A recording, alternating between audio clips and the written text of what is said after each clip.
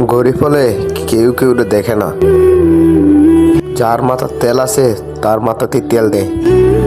কিন্তু আমি এমন একটা মানুষ, কাজ না করলেই কিছুই খেতে পারি না, অনেক অভাবী মানুষ।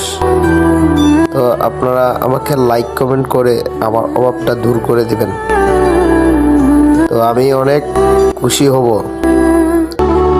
আর আপনারা সবাই সুস্থ থাকবেন, ভালো থাকবেন।